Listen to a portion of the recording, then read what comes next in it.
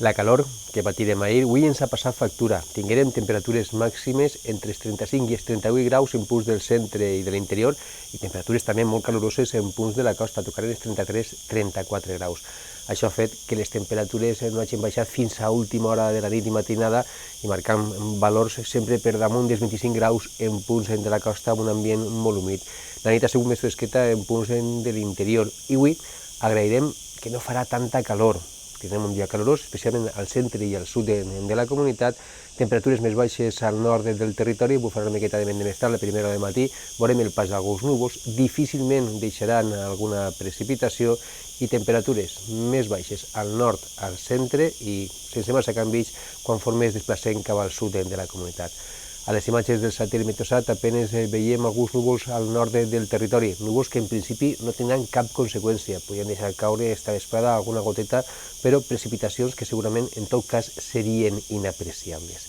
Les temperatures mínimes de la nit, contrastos entre els 14 graus que hem tingut, per exemple, al Toro, a la comarca de l'Alt Palància, front a aquests 24 graus que hem tingut de temperatura més alta a Dénia, també a Xàbia, i cap al sud destaquen també aquests 24 graus de Benidorm i de Torrevieja.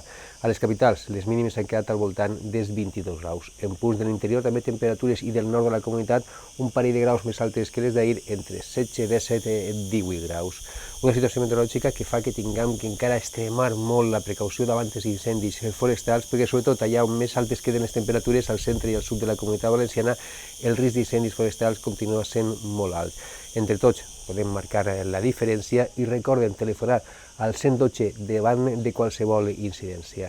Demà comencem el cap de setmana amb sol, estabilitat i sense massa canvis en les temperatures. No patiran canvis ni mínimes ni màximes, per tant, de nou, un dia de calor.